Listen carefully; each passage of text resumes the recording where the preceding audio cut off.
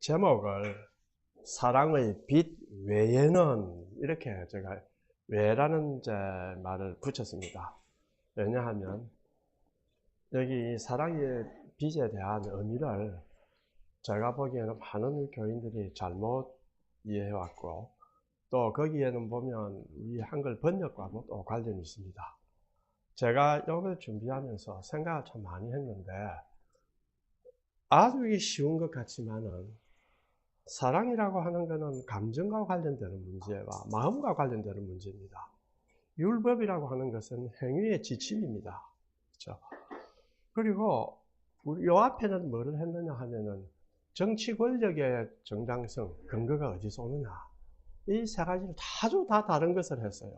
그런데 이것이 전부 다 여기에서 다 묶여집니다. 그렇기 때문에 이 내용은 매우 어려운 내용이고, 제가 생각하면서 이 목사를 하고 설교를 하려면 평생 죽도록 공부하지 아니하면 지금 기껏 해봤자 제가 성경 몇 개 하지 않습니다. 그런데 어떻게 이 일을 하겠나 이런 생각을 했습니다. 그러다가 이제 또 한 친구를 만났는데, 친구가 설교 준비 바빠도 밥은 먹어야 안 되겠냐 해서 식사를 했는데, 이 친구가 이제 자기와 골프 치는 이제 사람들이 회장님 우리 교회 한번 가보십시오. 아주 좋습니다. 해서 이제 그 교회 갔어요. 그래서 왜 간곡히 부탁하면은 들어주는 것이 좋다. 그래서 그 교회 아침 9시 반에 가서 설교를 쫙 들었습니다. 제목이 오해라. 여러분이 잘 아는 큰 교회입니다.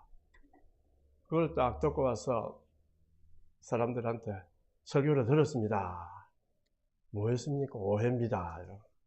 그러면서 이제 이 사람이 이야기를 했어요. 오해를 해소하려면 두 마리의 개가 필요합니다. 이렇게 했습니다. 이 두 마리의 개가 뭐냐?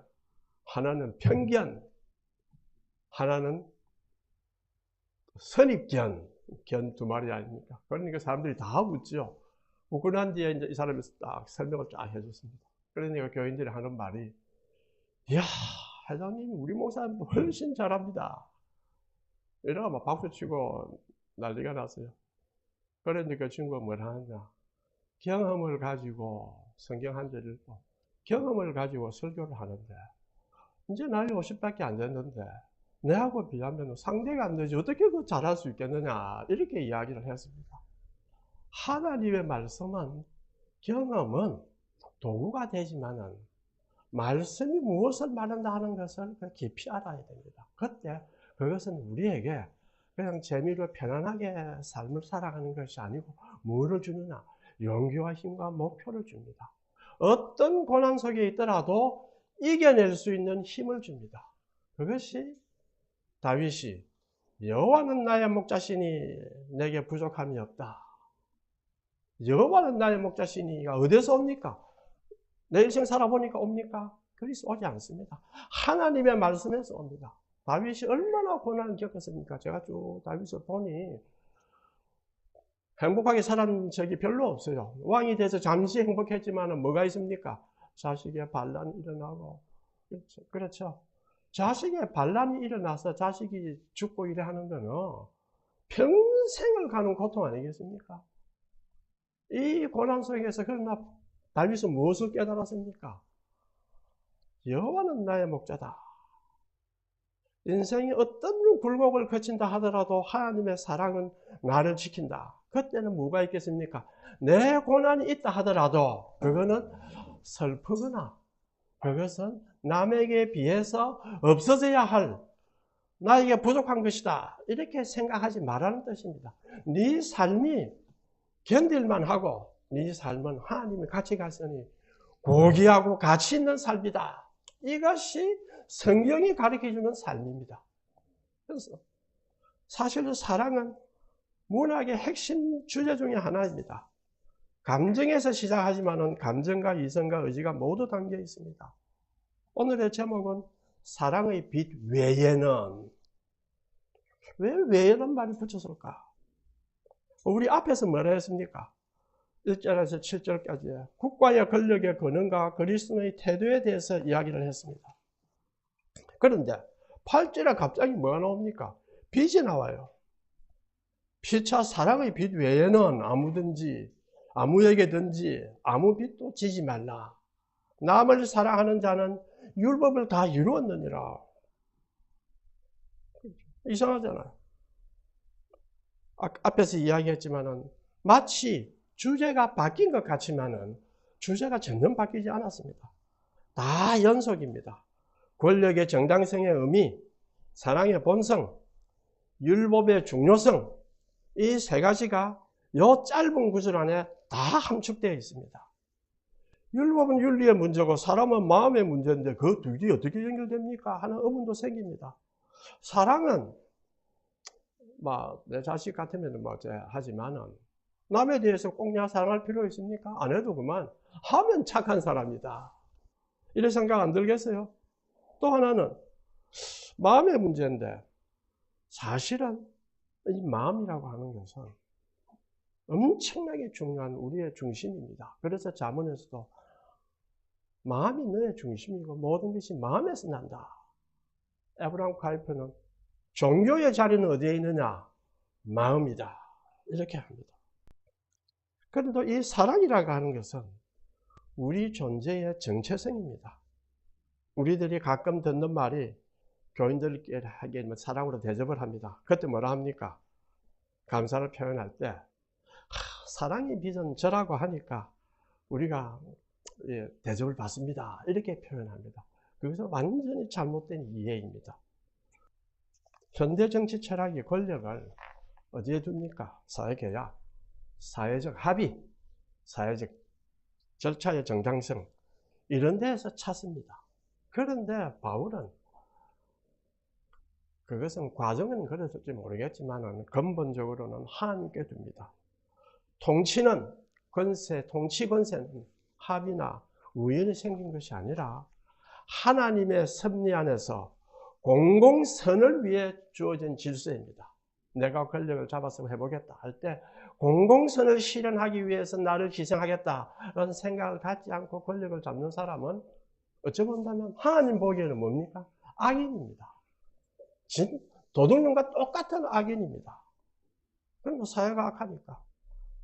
하나님 없는 사회에서는 권세가 뭐겠습니까? 사회적 합의다. 내 표 많이 얻었다 이거야. 다수다. 이게 내 마음대로 할 수 있다. 그런 생각을 가지면 뭐랍니까? 외적 감시가 사라질 때는 내면의 도덕도 무너집니다. 그래서 권력자는 외적 감시가 사라지거든요. 그러니까 내면의 도덕이 무너져서 나쁜 짓을 합니다. 엔도 슈쇼크 지난번에 했죠. 바다와 독약에서 나오는 이런 구절이 잘 나옵니다. 타인의 이목과 사회의 벌만을 두려워하고 그것이 제거되면 두려움마저 사라지는 자신이 정말 무서워진다. 이런 이야기를 했습니다. 바울은 바로 세속 권력에 대한 이러한 이해에 대한 한계 속에서 뭐를 이야기했느냐? 새로운 진리를 가르쳤죠. 정부란 단순히 세속적 합의의 산물이 아니라 하나님의 공공선을 집행하는 기관이다. 질서와 법은 하나님께 주신 공공선이며 정부는 하나님께서 맡기신 일을 수행하는 자로서 이해되어야 한다. 이것이 권세는 하나님께로부터 온 것이라는 의미입니다. 그렇다면 그리스도인은 권세에 대한 신앙적 책임을 져야 됩니다. 위정자들이 나라를 잘 다스리고 하나님께서 맡기신 사명을 바르게 감당하도록 우리는 기도해야 합니다.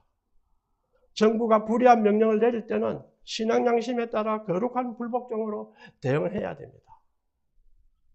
법을 지킬 때는 남이 보든 안 보든 지켜야 합니다. 왜? 하나님의 공공선을 집행하는 기관이기 때문에. 그리고 잘 못하면 세금도 못 내고 뭐도 다 못하면 이건 빚이다. 이거 빚이다. 이게 성경이 말하는 게 빚이다. 왜 빚이냐? 하나님께 대한 빚입니다. 공공선을 집행하려고 하는데 자기가 안 했다 이거. 이게 빚이다. 그래서 갚아라는 단어를 쓴 겁니다. 뒤에 조금 나올 겁니다. 교회는 결코 권력에 복속되는 기관이 아닙니다.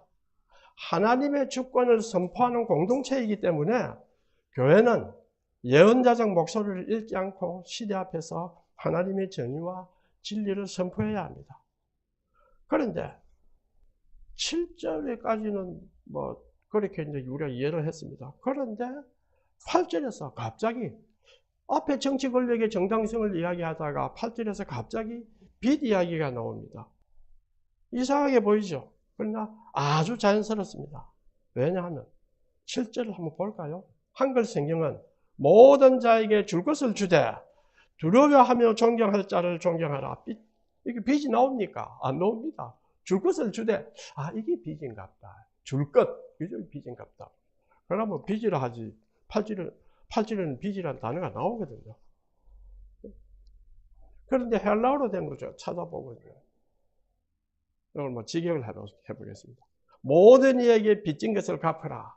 세금을 받을 자에게는 세금을, 관세를 받을 자에게는 관세를, 두려움을 받을 자에게는 두려움을, 존경을 받을 자에게는 존경을. 여기서 우리가 줄 것을 주되 할 때 동사가 아포도테, 이거는 단순한 재정적 직업이란 뜻이 아니고 의무를 이행하라, 책임을 완수하라. 그 다음에 이제 줄 것이라 본 명사 번역은 뭐냐면 오펠리아에서 빚, 채무, 의무가 포함됩니다. 그래서 모든 이에게 빚진 것을 갚으라로 직역한 것입니다. 그래서 빚이라는 단어가 나옵니다. 자, 그런데 8절을 볼까요? 8절을 보면 이 헬라어로 직역해 보면요, 아무에게도 아무 빚도 지지 말라. 다만 서로 사랑하는 것 외에는, 사랑의 빚 외에는 하면 반드시 틀린 건 아닙니다만 조금 오해의 소지가 있습니다. 자세히 번역하면 사랑하는 것 외에는, 이는 타인을 사랑하는 자가 율법을 이미 성취했기 때문이다. 아니, 내가 남을 사랑하는 거하고 율법 성취하고 무슨 상관이 있습니까? 율법은 다 지켜야 되는데. 그렇죠?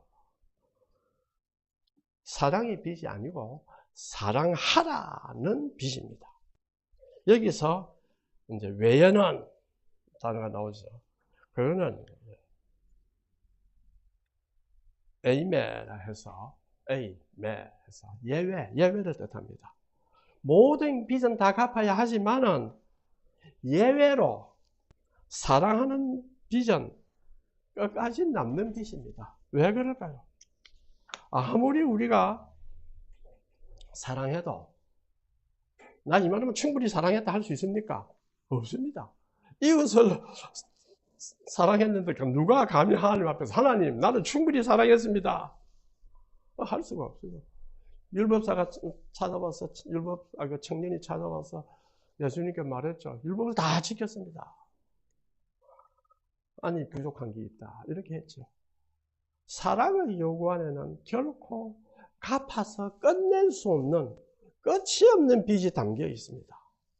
그래서 초대 교부 오리겐이 뭐라 했느냐, 내가 갚지 못한 유일한 빚은 사랑의 빚이어야 한다. 그 빚은 언제나 갚으려고 노력해야 하지만 결코 완전히 갚을 수 없는 빚이다.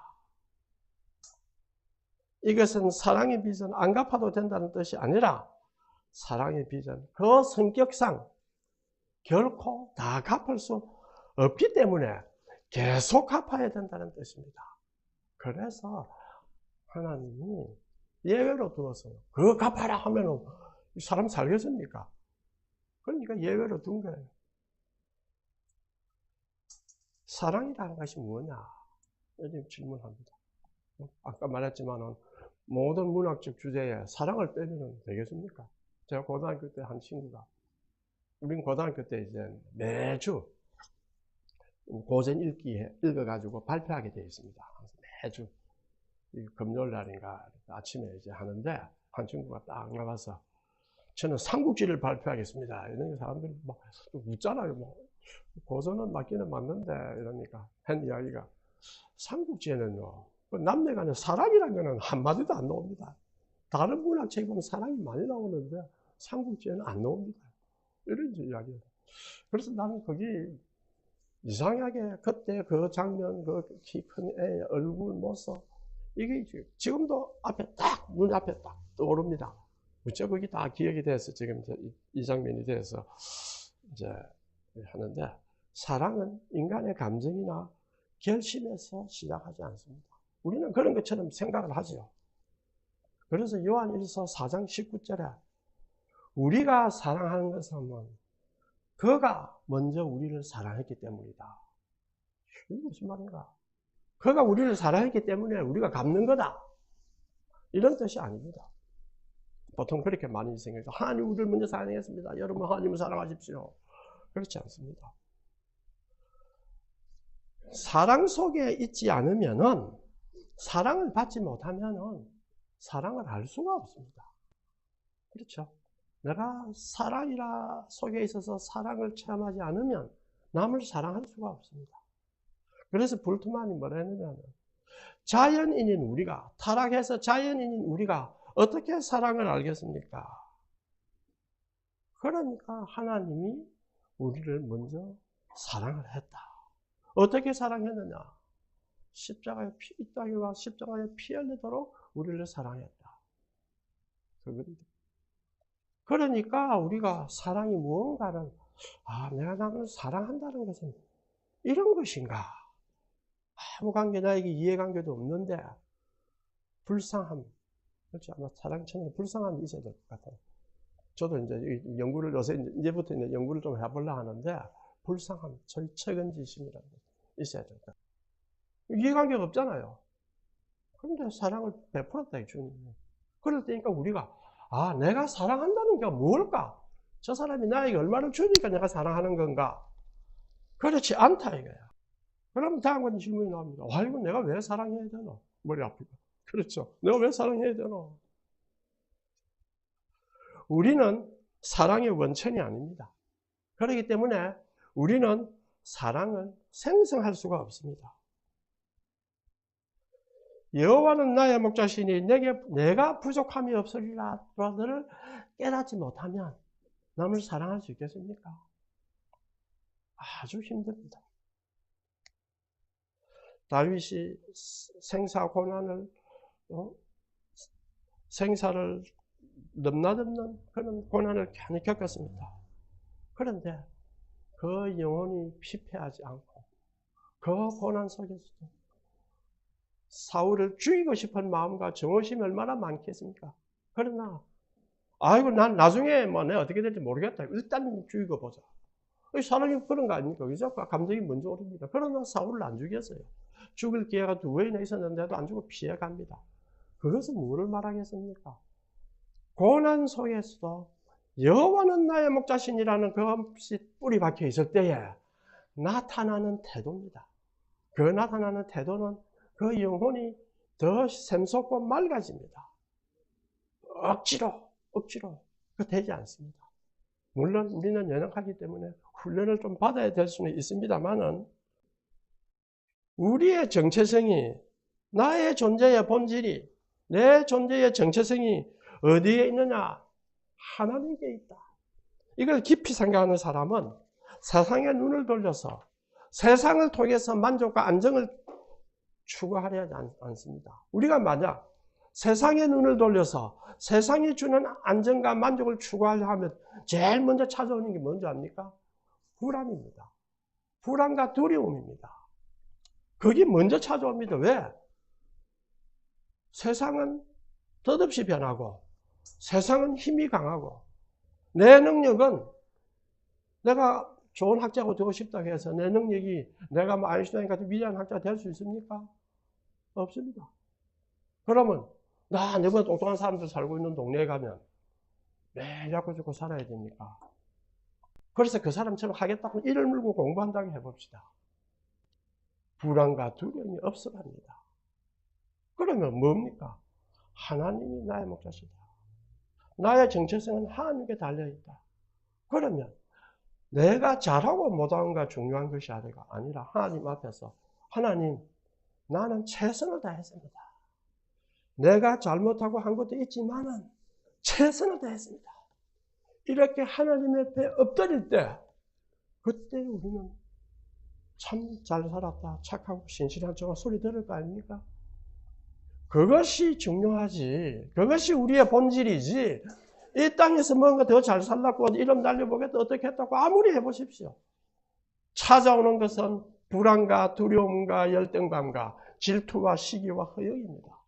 우리 지금 부자들 사회를 한번 보십시오. 우리 정치 사회를 한번 보십시오. 올바른 지식을 전하지 않고 전전의 선동과 거짓과 얼마나 많습니까? 물론 그 중에 참된 지식을 전하는 분도 있습니다.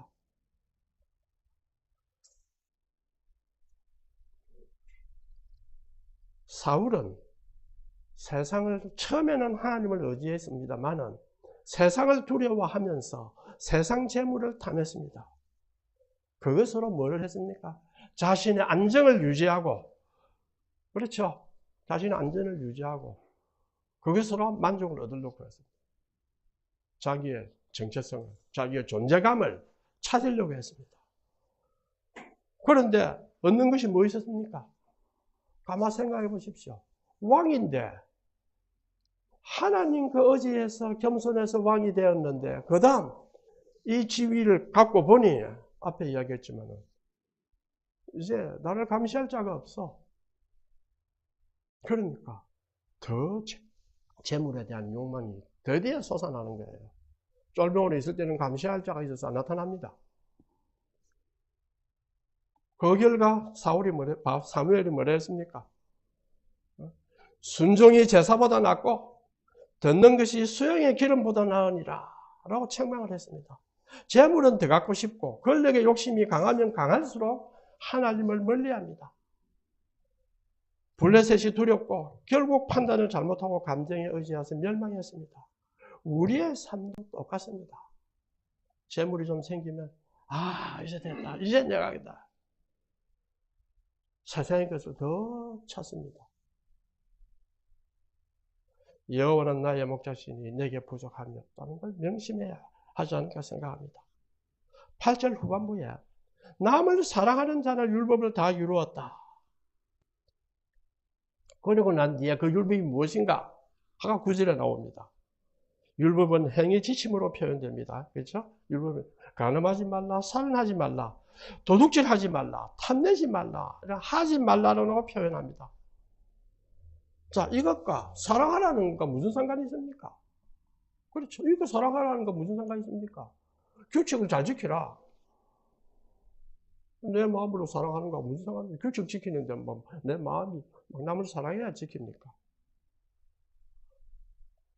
율법은 규칙 준수고 선악의 문제이지 사랑은 감정의 문제고 마음의 문제이지 두 개가 무슨 관계가 있겠느냐 이런 질문을 할 수가 있죠. 성경은 뭐냐? 행위 지침의 목적이 뭐냐? 행위 지침의 목적을 고려하지 않고 지침의 준수에만 염두에 둔다면 둘은 아무런 관계가 없습니다. 그러나 행위 지침의 준수는 뭡니까? 목적을 성취하게 하기 위함입니다. 주일날 교회는 안 오고 예배를 하나 떼었다. 또 예배 떼었다 이거야. 가까운 데 가서 그냥 듣기 좋은 말 듣고 떼었다.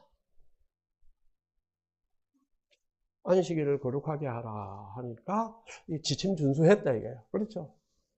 그러나 지침의 목적과는 관계없는 준수입니다. 그렇게 준수를 하면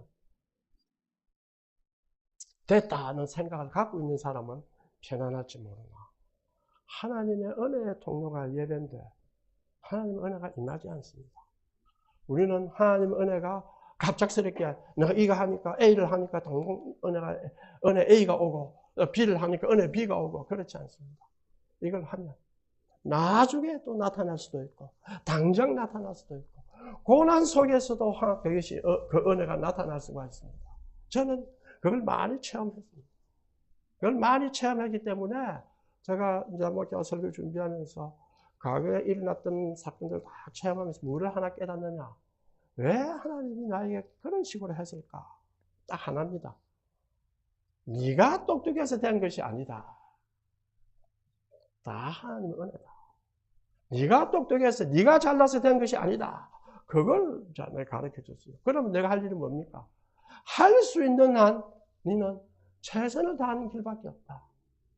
그것은 너를 기쁘게 할 것이다. 억지로 최선을 다하지 않습니다. 제가 뭐 공부하는데 제가 하다가 막 마음대로 쉬고 싶으면 놀고 싶으면 놀지, 억지로 내가 뭐 설교 잘해야 되니까 뭐 이래 생각하지 한 번도 안 해봤습니다.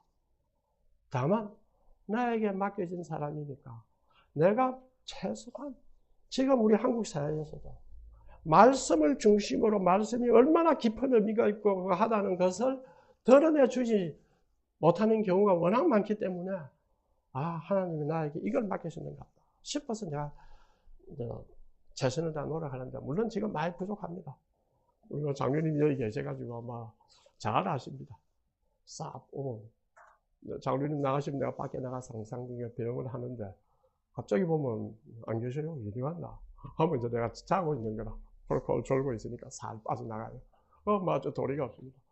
그런데 옛날에는 그래 졸 때 내가 한탄을 했어요. 내 일기장을 쫙 보면 나 자신에 대한 한탄이 너무 많습니다. 왜 나는 그때는 잘 안 먹으면은 힘이 없어서 공부를 못할 수밖에 없다는 생각을 못 했어요.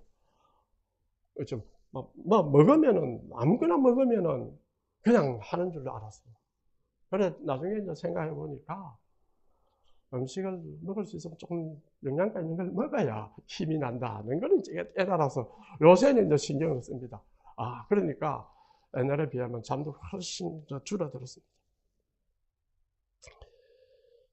지침의 준수의 목적은 성취할 수 있게 되려면 사랑이 있어야 된다. 그래서 사랑이 율법의 성취다. 그럼 사랑은 뭐냐? 율법을 지키되 율법의 목적을 알고 지키는 게 사랑이다는 이 뜻이 됩니다. 그렇죠? 율법을 대체해버려 마음대로 하겠다는 뜻이 아닙니다. 교인들이 잘못 알아가지고 사랑이 없이 율법을 지키는 걸로만 하니까 괴롭죠. 그러니까 평소에는 다니더라도 집에 누가 유튜브 틀고 보자.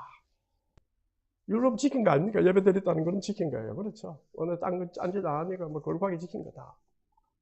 그러나 하나님은 신령과 진정을 다해서 하나님과 교제하고 말씀의 깊이를 깨닫고 이렇게 하는 것이 율법을 지키는 거예요. 그렇다면 자 봅시다. 내 마음을 다하고 목숨을 다하고 주 하나님을 사랑하라. 내 이웃을 내 자신과 같이 사랑하라. 이 두 계명이 온 율법과 선지자의 강령이라. 이렇게 말합니다. 사랑이 마음에 자리할 때는 율법이란 어떤 것인가? 외적 강제가 아닙니다. 내면의 기쁨과 능력으로 지키게 됩니다. 이것이 중요합니다. 왜 주님이 사랑으로 율법을 성취한다, 완성한다는 소리를 왜 했느냐? 율법을 그 당시 유대 율법 억지로 지킨 거예요. 그러니 억지로 지키니까 그걸 좀 보상하려니까 어떻게 됩니까? 너희는 못 지키는 자, 나는 지키는 자 해가 보상을 받는 거예요. 그런데 예수님이 보상을 그래 받는 게 아니고 마음속에 사랑이 있어가 사랑이 자리하면 내면의 기쁨과 능력이 온다. 그것으로 율법을 지켜야 되는 거다. 율법의 본성을 깨달았어요. 사랑은 억지로 도덕적 규칙을 지키가 하는 외부의 명령이 아니라 내 안에서 나를 변화시키는 하나님의 능력입니다. 사랑이 내 안에 자리 잡을 때에는 뭐가 사라지냐? 미움이 사라집니다. 점점 미움이 사라집니다. 내 중심의 욕망을 다스릴 수 있는 능력이 생깁니다. 그 다음에 이웃을 섬기는 마음이 피어납니다. 이때 우리는 뭡니까? 세상의 빚을 다 갚을 수가 있습니다. 감시하는 사람이 없어도 빚을 갚을 수가 있습니다. 성령님은 우리에게 이렇게 하도록 도와주십니다. 그래서 감사와 하나님이 나의 목자라는 사실을 깨달아 감으로써 우리는 율법을 기쁨으로 지켜야 되는 겁니다. 그렇죠. 자, 그런데 마지막으로 봅시다. 내 이웃을 내 자신같이 사랑하라 하는 것은 복음의 대명제입니다. 여기서 보면 이웃 사랑의 전제가 뭡니까? 자기 사랑이 문제되어 있어요. 내 몸과 같이 사랑하다. 자, 이게 내 몸과 같이 사랑하라 하는 것이 이게 뭘까? 이게 한편으로는 굉장히 쉽지만 한편으로는 그렇지 않습니다. 하나님의 사랑을 체험할 때에 아까 말했죠. 자연인은 사랑할 수가 없다 했죠. 하나님의 은혜를 체험할 때에 자신도 사랑할 수가 있습니다. 그럼 자신을 사랑한다는 게 뭐냐? 어거스틴이 두 가지 이제 참 퍼즐을 이야기했어요. 하나는 뭐냐? 시간에 대해서입니다. 시간이 무엇인가라고 묻기 전에는 나는 시간을 안다고 생각했다. 그런데 묻고 나니까 시간을 몰라. 또 나는 항상 나 자신과 같이 있고 평생을 나 자신을 갈고 닦아왔다. 나를 경작했다. 나보다 내 자신에 가까운 자가 누가 있느냐? 아무도 없다. 그런데 내 자신이 누구냐? 하고 물으면 알 수가 없다. 알 수가 없다. 이것이 어스틴 신학과 아주 관계됩니다. 시간 개념과는 창조 개념이 나타나기 때문에 창조를 설명하려면 이 시간 개념이 엄청나게 역할을 합니다. 자, 남을 사랑하려면 나를 먼저 사랑해야 되는데 나를 사랑하지 못하는 자가 어떻게 남을 사랑합니까? 자기를 사랑한다 할 때는 뭐라 합니까? 이기심이라는 게 떠오르겠죠. 자기를 사랑하려고 막, 내 것만 생겨, 내 것만 사랑한다. 타인을 무시하고 더 열심히 자기를 사랑하는 사람을 뭐라 합니까? 이기주의자다. 이렇게 우리가 이야기를 합니다. 그러면 이기적인 사람은 자신을 진정으로 사랑합니까? 사랑하지 못합니다.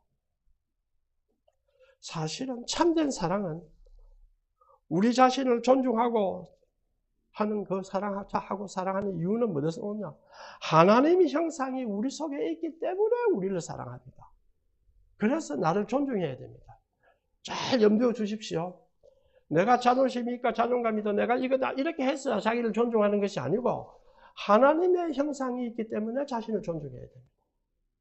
그러니까 자신을 객관화시켜서 내가 너무 내를 잘못 사랑했다.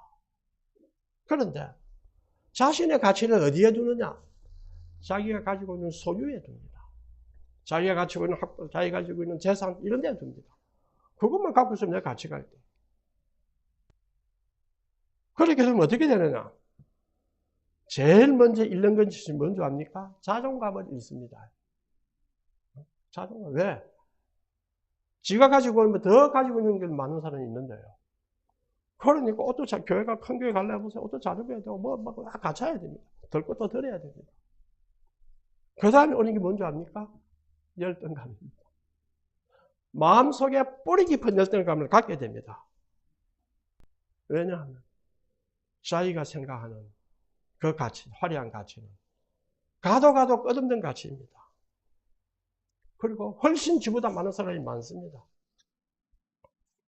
열등감이 오면 나타나는 게 뭔지 압니까? 허영과 질투입니다. 교회의 많은 갈등 중에 하나가 열등감을 통해서 나타나는 허영과 질투입니다.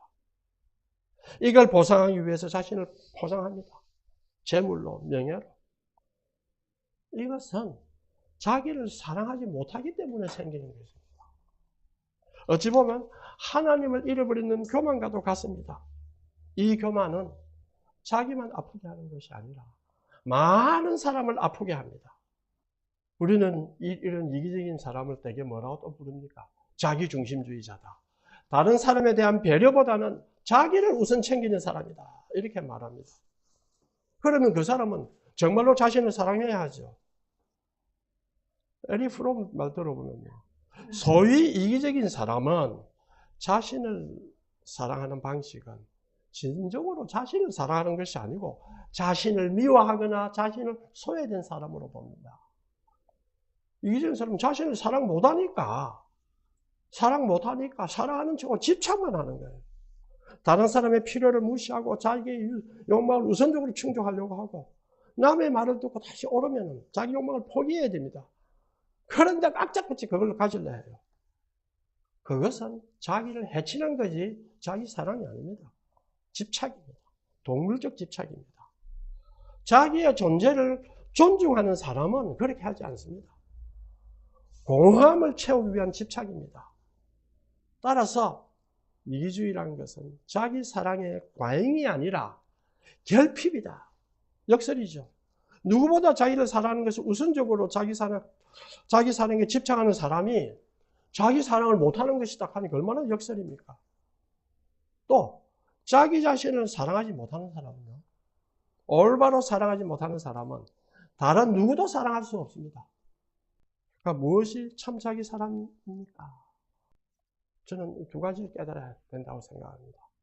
하나는 우리가 하나님의 형상으로 닮았기 때문에, 하나님의 형상을 갖고 있기 때문에 내 존재에 대한 존중과 책임입니다.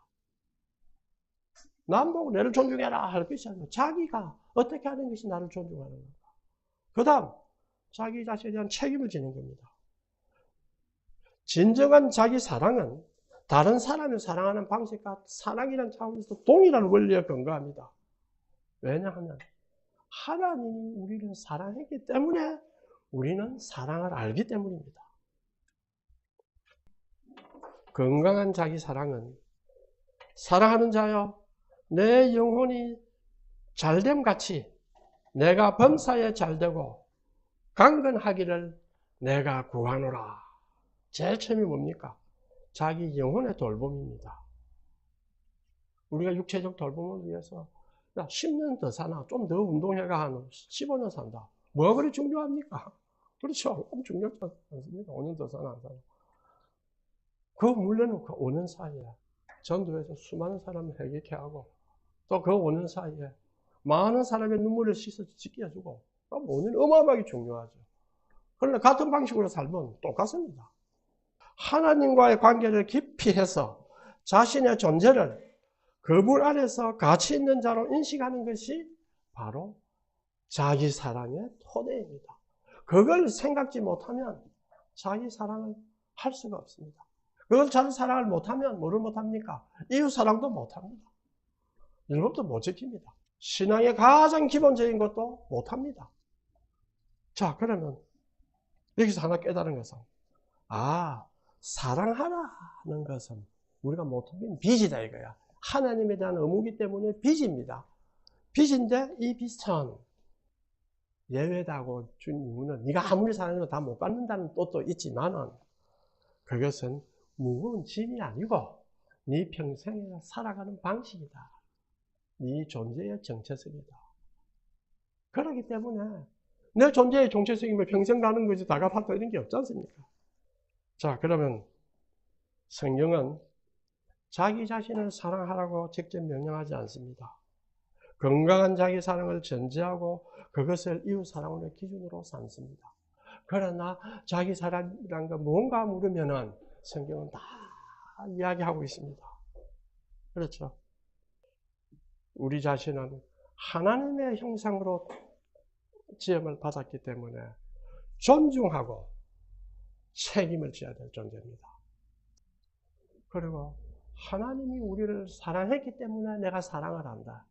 그렇다면 하나님의 사랑을 알려는 노력을 해야 됩니다. 이렇게 하면 하나님 우리에게 뭐를 주시겠습니까? 여호와는 나의 목자시니 내가 부족함이 없으리로다. 이런 기쁨의 음성을 들려주십니다. 이것으로 우리는 힘차게 살아갈 수 있습니다. 아무에게도 아무 빚도 지지 말마. 다만 서로 사랑하는 것 외에는. 통성기도하고 마치겠습니다.